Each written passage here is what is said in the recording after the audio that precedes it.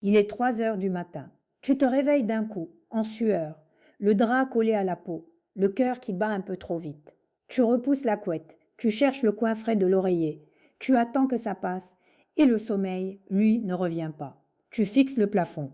Si ça t'arrive presque chaque nuit, cette vidéo est pour toi. À la fin, tu sauras exactement pourquoi tes bouffées de chaleur empirent la nuit, ce qui les aggrave vraiment, et ce que tu peux faire dès ce soir pour récupérer tes nuits. Et je te préviens tout de suite, on va faire ça sérieusement. Je m'appuie uniquement sur des études scientifiques, pas sur des ondits ni sur des recettes de grand-mère. Parce qu'il y a un point que presque personne ne t'explique clairement. La nuit, ton corps ne fait pas une crise au hasard. Il suit une mécanique précise, hormonale et thermique. Une fois que tu l'as comprise, deux choses changent. Tu arrêtes de culpabiliser et tu sais enfin sur quel levier agir. Et le plus contre-intuitif, c'est qu'une des techniques qu'on te recommande absolument partout ne marche pas. On y arrive, reste avec moi. Commençons par le cœur du problème. Une bouffée de chaleur, ce n'est pas dans ta tête et ce n'est pas une faiblesse. C'est un véritable mécanisme de régulation de la température qui se dérègle à cause de la chute des estrogènes.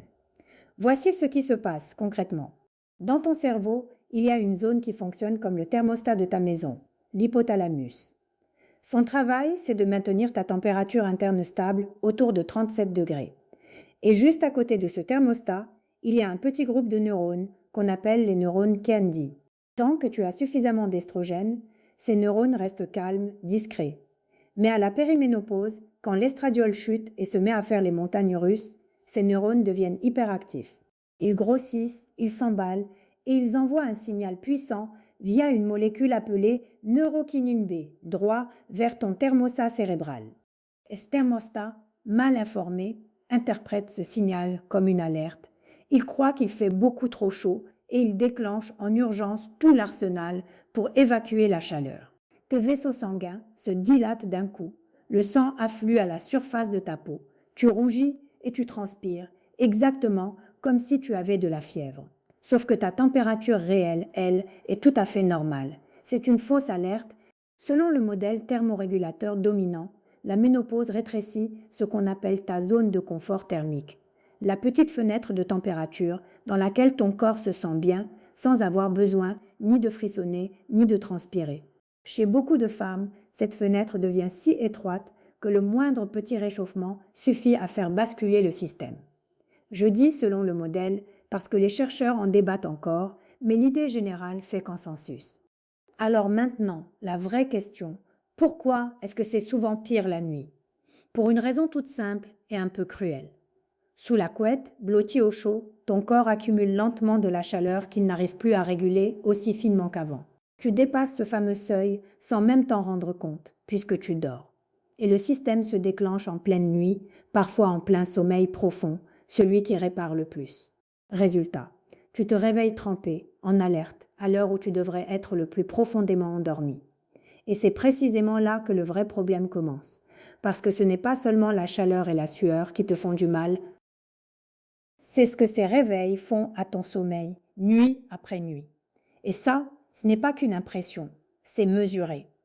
Une grande enquête américaine, publiée en 2023, a montré une relation très nette. Plus tes épisodes nocturnes sont sévères, plus ton sommeil est dégradé. Et c'est une relation dose-réponse, c'est-à-dire que plus c'est fréquent et intense, plus l'impact grimpe. Chaque réveil fragmente ta nuit en petits morceaux. Tu ne passes plus assez de temps dans les phases profondes et réparatrices. Et au matin, tu payes la facture sur tous les plans. Une fatigue qui ne part pas, une irritabilité que tu ne te reconnais pas, ce fameux brouillard mental où tu cherches tes mots et où tu oublies pourquoi tu es entré dans une pièce. Ce n'est pas toi qui deviens incapable. C'est ton sommeil qu'on te vole, morceau par morceau. Alors qu'est-ce qui fait empirer ces bouffées nocturnes? Là, je veux être totalement honnête avec toi sur le niveau de preuve, parce que tout ce qu'on lit ne se vaut pas. Commençons par les deux facteurs les mieux documentés. Une grande analyse qui a regroupé 8 études le montre très clairement. Un surpoids important et le tabac augmente nettement le risque de bouffées fréquentes et sévères. Et quand les deux se combinent, l'effet est encore plus marqué. Attention, ce n'est pas une question de volonté ni une raison de culpabiliser, c'est de la pure physiologie.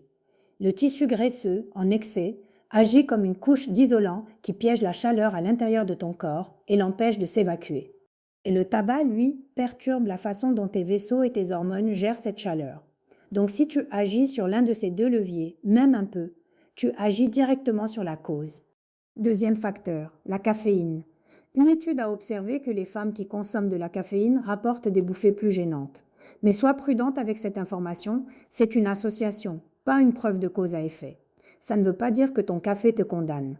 En revanche, si tu bois du café ou du thé en fin de journée, ça vaut vraiment le coup de tester. Arrête-les après 15 heures pendant une semaine et observe tes nuits. Tu seras peut-être surprise.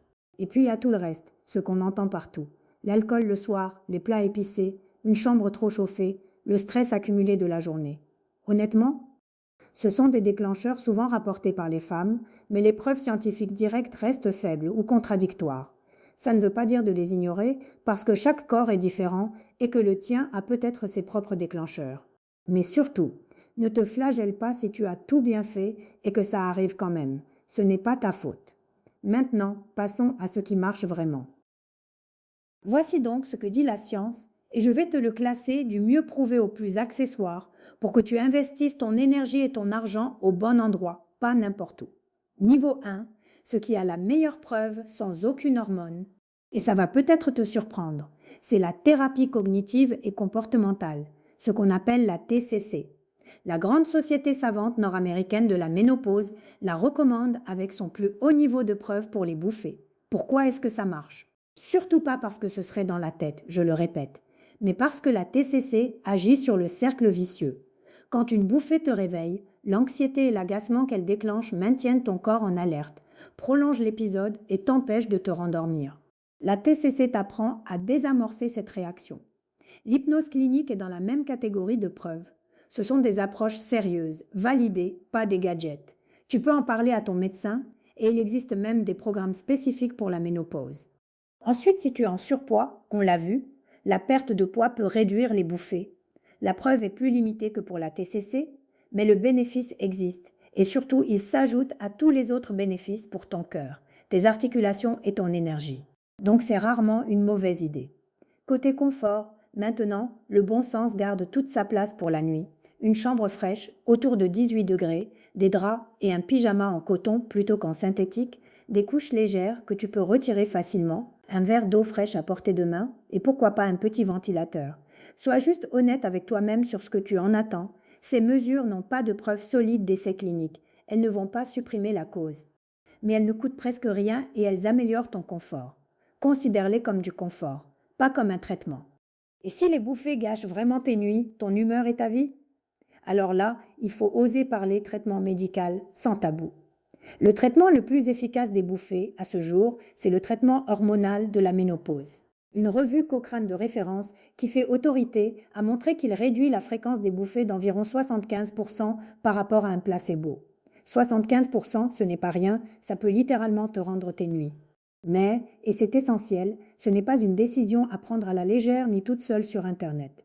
C'est une décision individuelle à construire avec ton médecin en pesant tes bénéfices et tes risques personnels, ton histoire, tes antécédents.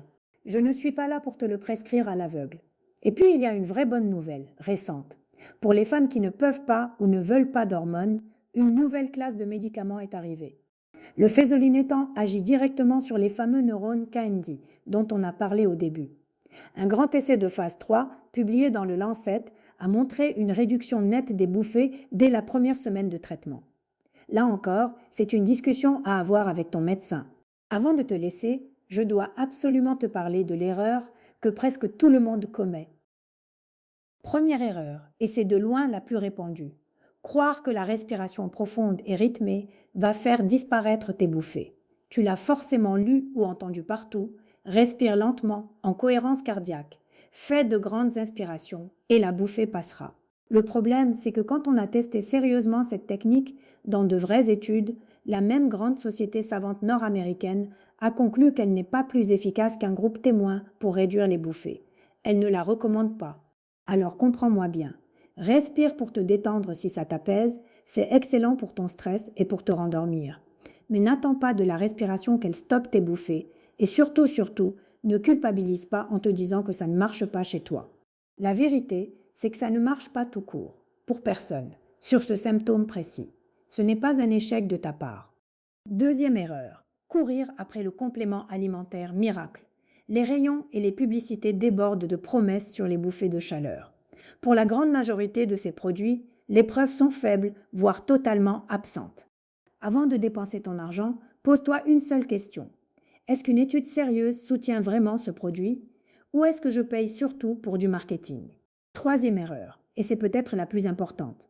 Souffrir en silence, en te répétant que c'est normal, que ça fait partie de la vie de femme, qu'il faut juste endurer. Non. Des bouffées qui détruisent ton sommeil nuit après nuit, qui abîment ton humeur et ton quotidien, ça se prend en charge. Tu as le droit d'en parler, d'être prise au sérieux et de chercher des solutions. Récapitulons tout ça simplement. Voici ta checklist claire pour cette nuit et pour les prochaines. 1. Rappelle-toi que ce n'est pas dans ta tête. C'est une mécanique hormonale et thermique réelle, un thermostat déréglé, pas une faiblesse. 2. Les facteurs les mieux prouvés sur lesquels tu peux vraiment agir, ce sont le tabac, le surpoids et peut-être la caféine du soir. 3. Ce qui marche le mieux sans hormones, c'est la thérapie cognitive et comportementale.